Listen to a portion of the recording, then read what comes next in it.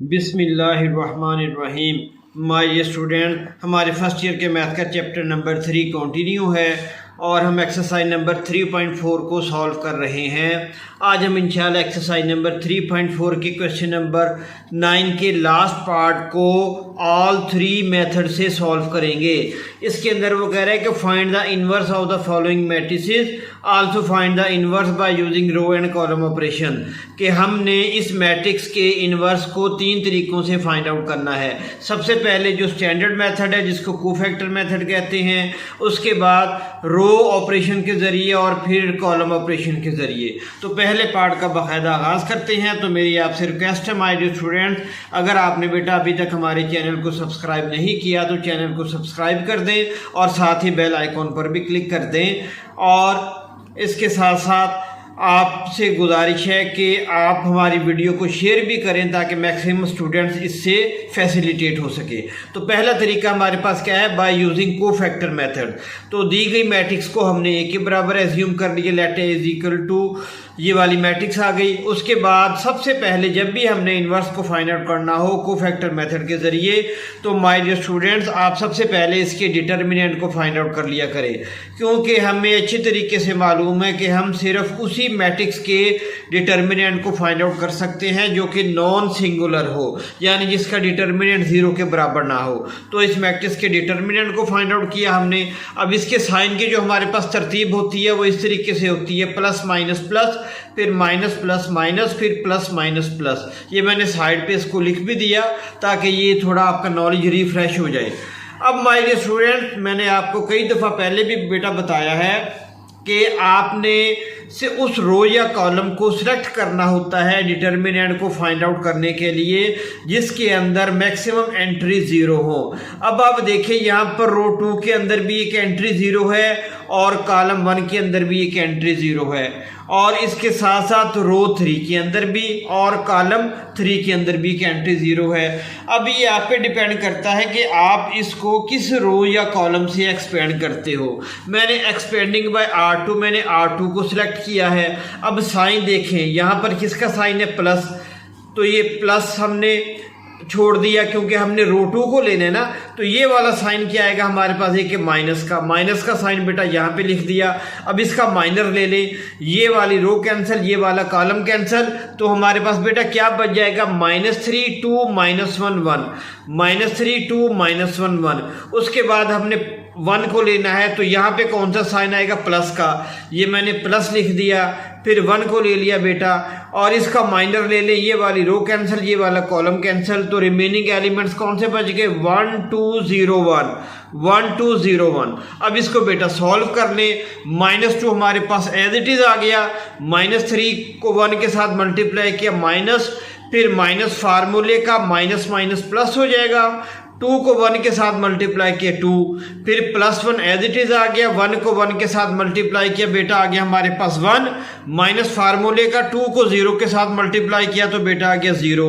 अब -2 as it is आ गया, -3 + 2 -1 +1 फिर 1 -0 1। अब इसको सिंप्लीफाई कर लें। अब देखें बेटा -2 इंटू -1 +2 और 1 को जब 1 के साथ मल्टीप्लाई किया तो 1, तो 2 + 1 = 3। तो डिटर्मिनेंट ऑफ ए हमारे पास 3 के इक्वल आ गया, यानी कि ये हमारे पास नॉन सिंगुलर मैट्रिक्स है। अब इसका डिटर्मिनेंट हमने फाइंड आउट कर लिया जो कि 0 के इक्वल नहीं है। अब बेटा हमने क्या करना है, कोफैक्टर्स हमने फाइंड आउट करने हैं। A11 का कोफैक्टर यानी कि फर्स्ट रो और फर्स्ट एलिमेंट, तो A11 का कोफैक्टर हमारे पास क्या आ जाएगा, -1 फार्मूले का, उसके बाद बेटा 1 + 1, यानी कि इसको हम ऐड कर देते हैं। अब A11 के कोफैक्टर हमारे पास क्या आएंगे, ये देखिए बेटा हमारे पास क्या है, ये देखिए A11 ये वाला एलिमेंट है, इसका हमने कोफैक्टर मालूम करना है। तो इसका माइनर हमारे पास क्या आ जाएगा, ये रो कैंसिल, ये कॉलम कैंसिल, 1 0 -1 1, ये देखिए वही हमने यहाँ पे लिख दिया 1 0 -1 1। अब बेटा इसको अब आपने खुद ही सॉल्व करना है। देखें ये एक एक स्टेप मैंने बड़ी डिटेल से आपको बता दिया है। देखें फिर A12 मालूम किया, A13 A21 उसकी कैलकुलेशन साथ साथ मैंने मेंशन कर दी है। फिर A22 बेटा आ गया A23 का देख लेते हैं। A23 का मतलब क्या है, second row and third column. ये देखिए second row and third column ये हमारे पास आ जाएगा। ठीक हो गया बेटा।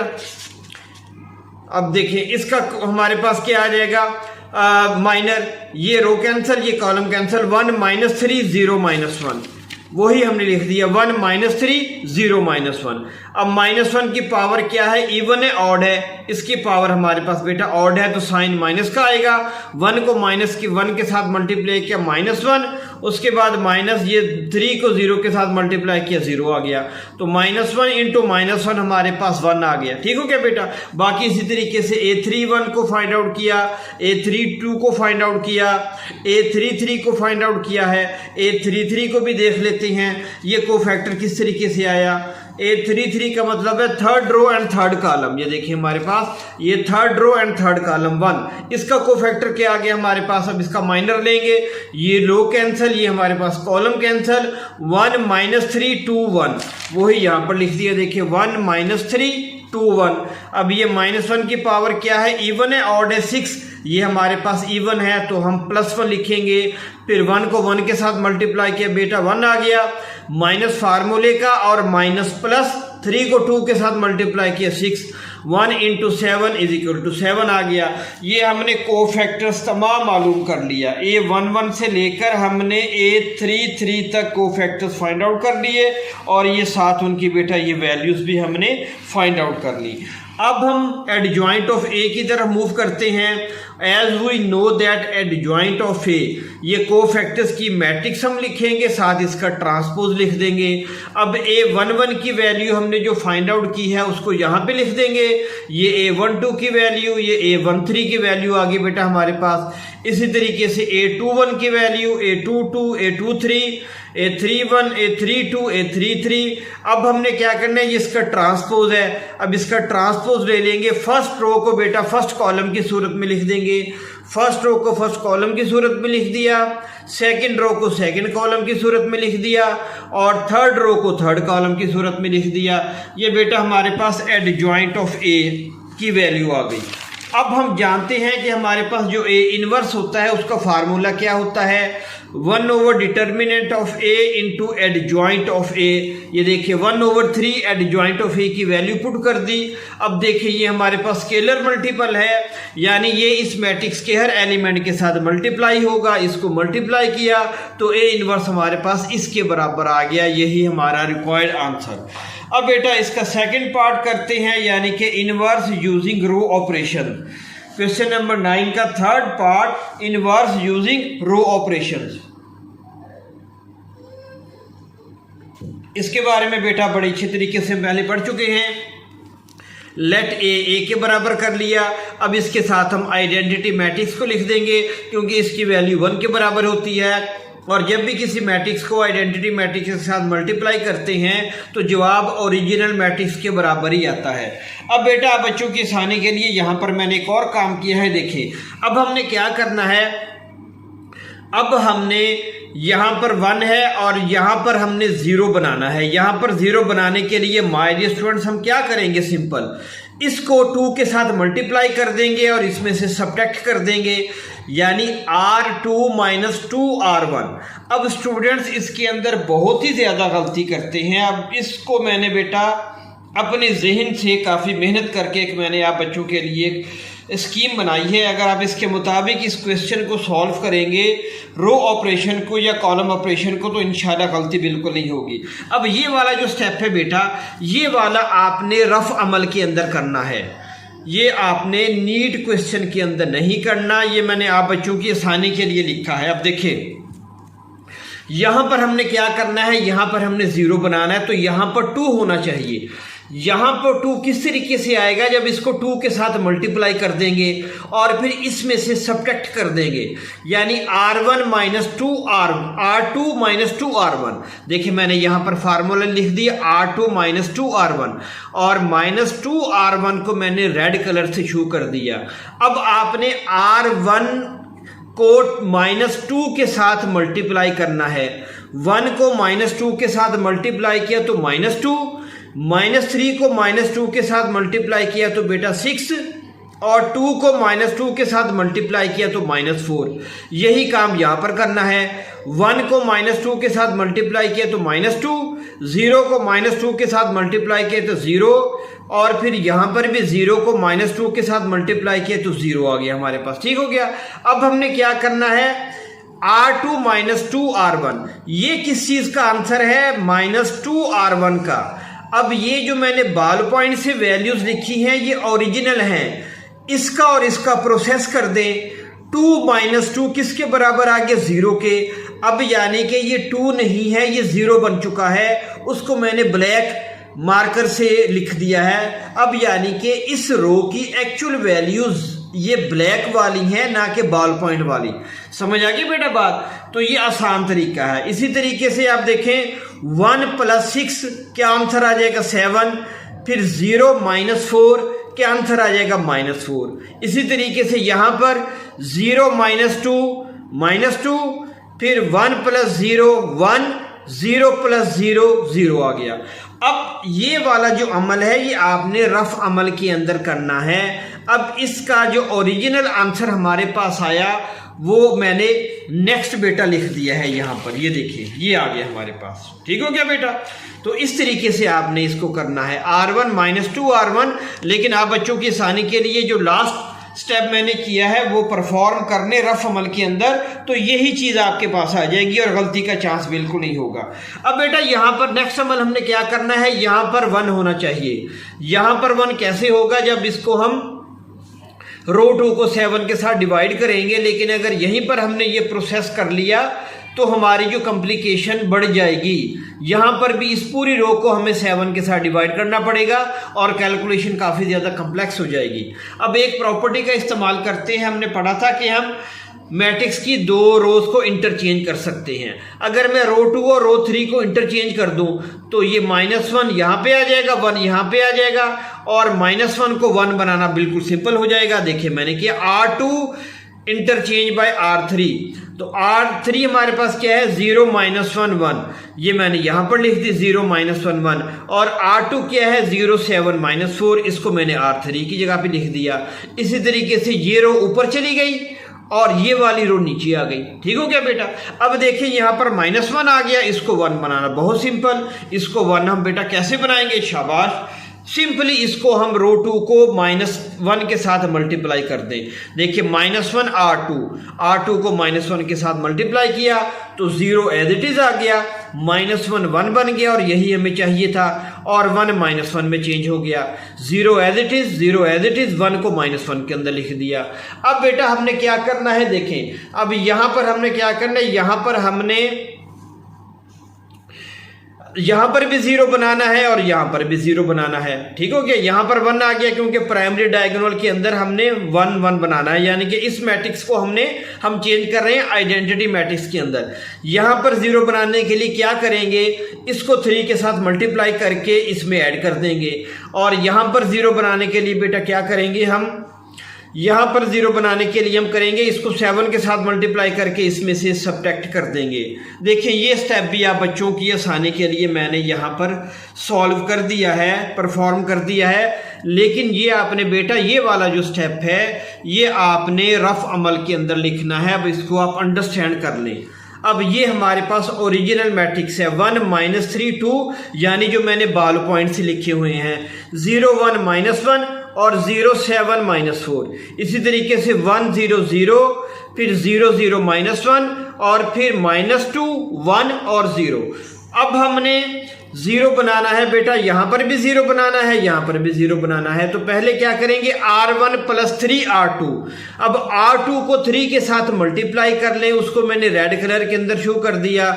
इसको 3 के साथ मल्टीप्लाई किया 0, 1 को 3 के साथ मल्टीप्लाई किया 3, और -1 को 3 के साथ मल्टीप्लाई किया -3। अब R1 + 3 R2। अब देखिए 1 + 0 1, -3 + 3 0, 2 -3 -1। जो फाइनल आंसर है उसको मैंने ब्लैक मार्कर से शो कर दिया है। अब यहां पर बेटा हमने क्या करना है, यहां पर हमने 0 बनाना है। यहां पर 0 बनाने के लिए क्या करेंगे, हम R3 - 7 R2। अब R2 को हम मल्टीप्लाई करेंगे -7 के साथ, ये मैंने ब्लू कलर के अंदर इसको लिखा है। 0 को -7 से मल्टीप्लाई किया 0, 1 को -7 से मल्टीप्लाई किया बेटा -7, फिर -1 को हमने -7 के साथ मल्टीप्लाई किया तो आ गया 7। ये फाइनल आंसर आ गया हमारे पास। अब बेटा हमने क्या करना है, R3 - 7 R2। अब देखें 0 - 0 हमारे पास आ गया 0, उसके बाद 7 - 7 0, -4 + 7 किसके बराबर आ गया, 3 के बराबर आ गया, वही यहाँ पर मैंने लिख दिया। इसी तरीके से यहाँ पर भी हमने इसको परफॉर्म कर लिया बेटा। अब ये वाला जो अमल है ये रफ अमल के अंदर लिखना है ताकि गलती का चांस ना रहे।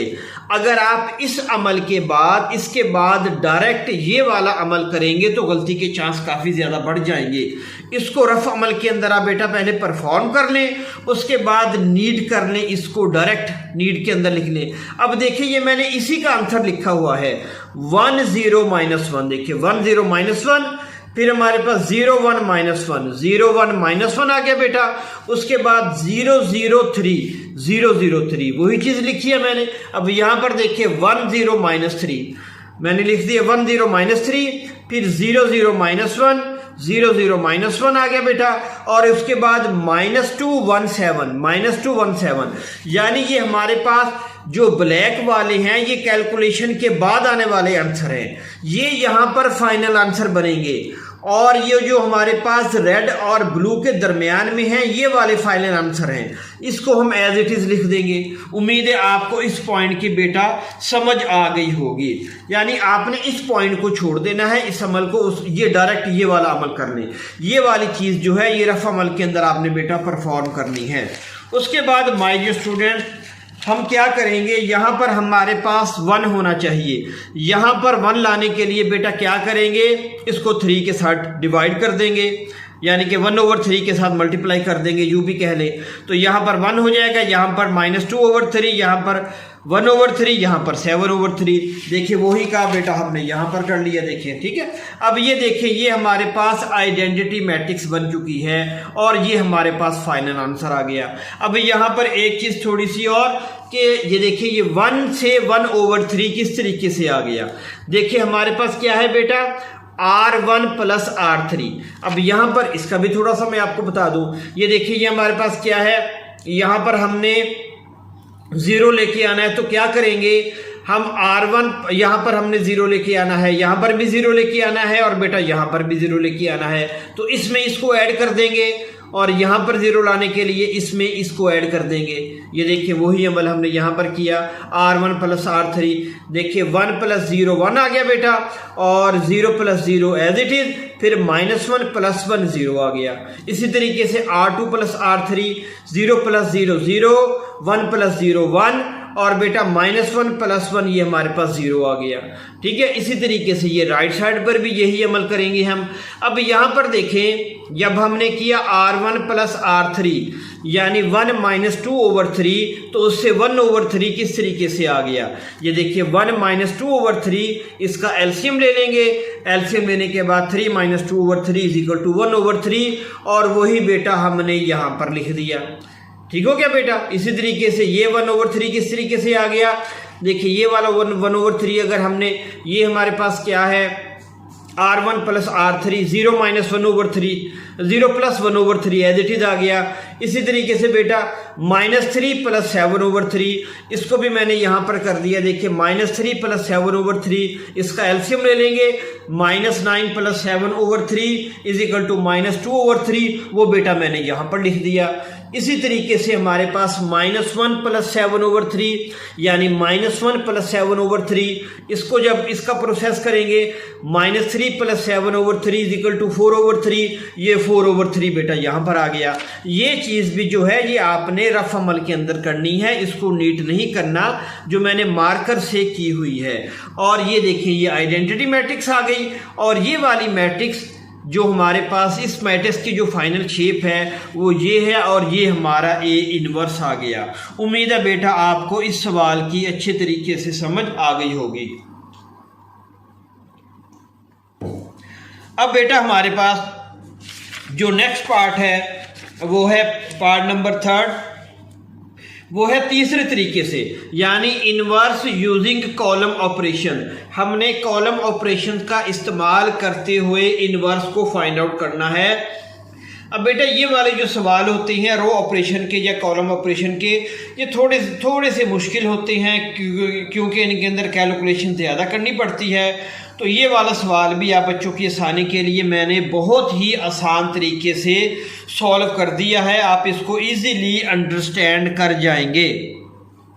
अब बेटा देखिए ये हमारे पास लेट ए आइडेंटिटी मैट्रिक्स हमने 7 लिख दी।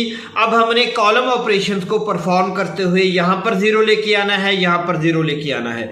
अब देखिए यहाँ पर 0 किस तरीके से आएगा, जब इसको यानी कॉलम 1 को 3 से मल्टीप्लाई करके इसके अंदर ऐड कर देंगे। और यहाँ पर 0 किस तरीके से आएगा, जब कॉलम 1 को 2 से मल्टीप्लाई करके इसमें से सब्ट्रैक्ट कर देंगे। अब देखिए C2 प्लस 3C1, पहले 3C1 की प्रोसेसिंग कर लें, यानी कॉलम 1 को 3 से मल्टीप्लाई कर लें। 1 को 3 से मल्टीप्लाई किया 3, 2 को 3 से मल्टीप्लाई किया 6 और 0 को 3 से मल्टीप्लाई किया तो 0 आ गया। C1 plus 3C2। अब देखिए हमारे पास C2 प्लस 3C1, यहां पर 0 लेके आना है ना, C2 प्लस 3C1। अब C2 की वैल्यू हमारे पास क्या है, -3 प्लस 3 0, 1 प्लस 6 7, -1 प्लस 0 -1, यानी कि इस कॉलम की जो फाइनल वैल्यू आ गई उसको मैंने ब्लैक जो मार्कर है उसके अंदर लिख दिया है, यानी कि इसकी फाइनल वैल्यू 0 7 -1 है। अब बेटा हमने क्या करना है, यहां पर 0 लेके आना है, तो इसको मल्टीप्लाई करेंगे 2 के साथ और इसमें से सब्ट्रैक्ट कर देंगे। देखिए C3 माइनस 2C1। अब -2C1 वाला काम पहले कर लें। 1 को -2 के साथ मल्टीप्लाई किया -2, 2 को -2 के साथ मल्टीप्लाई किया -4, फिर 0 को -2 के साथ मल्टीप्लाई किया 0। अब हमारे पास क्या है, अब इसमें से सब्ट्रैक्ट कर देंगे। अब देखिए बेटा हमारे पास -1 और प्लस 0, -1 आ गया, फिर हमारे पास आ गया ये 1 माइनस हमारे पास 1 प्लस 0 1 आ गया बेटा। उसके बाद 0 -4 क्या आ गया, -4। उसके बाद 2 -2 किसके बराबर आ गया, 0 के बराबर आ गया। अब देखिए यहां पर हमने 0 लिख लिया। अब यही काम बेटा यहां पर किया हमने, ठीक हो गया। तो ये एक मैंने आपको बता दिया है, इसको बेटा अब आपने खुद ही देख लेना। चले मैं आप बच्चों के लिए आसानी के लिए बता भी दूं। तो हमारे पास वही काम जो हमने यहाँ पर किया वही काम हमने यहाँ पर करना है। इसको पहले हमने मल्टीप्लाई किया 3 के साथ, तो क्या आ गया हमारे पास 3, 0 को 3 के साथ मल्टीप्लाई किया तो आ गया 0, फिर 0 को 3 के साथ मल्टीप्लाई किया तो 0 आ गया, फिर C2 प्लस 3C1 आ गया, 0 प्लस 3 1 प्लस 0 1, 0 प्लस 0 0। इसी तरीके से इस अमल को भी आपने बेटा कर लेना है। ये मैंने अब ये वाला जो अमल है यहां से लेकर यहां तक बेटा ये रफ अमल के अंदर आपने लिखना है। ये जो मैंने कलर्स का इस्तेमाल किया है ये आप बच्चों की आसानी के लिए किया है। अगर ये वाला सवाल आ जाए और आपको इस तरीके से यानी कलर्स का इस्तेमाल करते हो आप इस क्वेश्चन को सॉल्व कर ले तो इंशाअल्लाह मैं आपको 100% गारंटी देता हूं कि कोई बच्चा माइनर सी गलती भी नहीं कर सकेगा। अब मैंने इसके ओरिजिनल जवाब को यहाँ पे लिख लिया। देखिए हमारे पास क्या है 1 0 0 1 0 0 यहाँ पे लिख लिया, फिर 2 7 -4 2 7 -4, उसके बाद 0 -1 1 0 -1 1। इसी तरीके से बेटा इसको लिख लिया। अब नेक्स्ट काम हमने बेटा क्या करना है, नेक्स्ट काम हमने ये करना है कि हमने यहाँ पर इस जगह के ऊपर हमने ये कॉलम ऑपरेशन के जरिए इस जगह के ऊपर हमने 1 लेके आना है। इस जगह पे हम 1 किस तरीके से लेके आएंगे, बिल्कुल सिंपल। अगर इसको हम बेटा 2 से मल्टीप्लाई कर दें और फिर इसके अंदर ऐड कर दें तो यहाँ पर -1 आ जाएगा। फिर हम रो 2 को कॉलम 2 को मल्टीप्लाई कर देंगे अगर हम -1 से, तो हमारा मसला हल हो जाएगा। देखिए C2 प्लस 2C3। अब 2C3 वाला काम पहले कर लें, यानी कॉलम 3 को 2 से +2 के साथ मल्टीप्लाई कर दें। 0 को मल्टीप्लाई किया बेटा हमने 2 के साथ तो 0, उसके बाद -4 को 2 के साथ मल्टीप्लाई किया तो -8, 1 को 2 के साथ मल्टीप्लाई किया 2। अब देखिए यहाँ पर रेड कलर वाले ऑपरेशन को मैंने यहाँ पर रेड कलर के अंदर लिख दिया ताकि आप बच्चों को मुश्किल ना हो। वही काम यहाँ पर -2 को 2 के साथ मल्टीप्लाई किया -4, 0 को -2 के साथ मल्टीप्लाई किया +2 के साथ मल्टीप्लाई किया तो 0, -2 को 2 के साथ मल्टीप्लाई किया -4, 0 को 2 के साथ मल्टीप्लाई किया बेटा 2, और फिर 1 को 2 के साथ मल्टीप्लाई किया तो हमारे पास 2 आ गया, क्योंकि हमने कॉलम 3 को +2 के साथ मल्टीप्लाई करना है। अब बेटा हमारे पास क्या है, C2 + 2C3, C2 + 2C3, 0 + 0 0, फिर हमारे पास आ गया 7 -8, 7 -8 हमारे पास किसके बराबर आ गया, -1 के। फिर हमारे पास आ गया -1 + 2 किसके बराबर आ गया बेटा, 1 के बराबर आ गया। ठीक हो गया। तो इस तरीके से अब हमने इसको हल कर लिया। अब आप इसके फाइनल आंसर को लिख दें, 1 0 0 1 0 0 एज इट इज लिख दिया। फिर आ गया 2 -1 -4, 2 -1 -4, फिर 0 1 और 1 0 1 1, इसी तरीके से इसको लिख दिया। अब बेटा हमारे पास नेक्स्ट हमने काम क्या करना है, नेक्स्ट काम हमने बेटा ये करना है, यहाँ पर -1 आ गया। अब इसको हम मल्टीप्लाई कर देंगे, क्यों यहाँ पर 1 होना चाहिए, तो हम कॉलम 2 को मल्टीप्लाई कर देंगे -1 के साथ, तो यहाँ पर 1 आ जाएगा। यहाँ पर हम कॉलम ऑपरेशन परफॉर्म कर रही हैं बेटा। ठीक हो गया। अब ये देखें, कॉलम 2 को मल्टीप्लाई कर दिया हमने -1 के साथ, दोनों साइडों पे ये काम किया। अब बेटा नेक्स्ट काम हमने क्या करना है, देखिए यहाँ पर 1 आ गया। अब हमने यहाँ पर 0 बनाना है, यहाँ पर हमने बेटा यहाँ पर भी 0, यहाँ पर हमने 0 बनाना है। अब बेटा अब हमने नेक्स्ट काम क्या करना है कि यहाँ पर हमारे पास होना चाहिए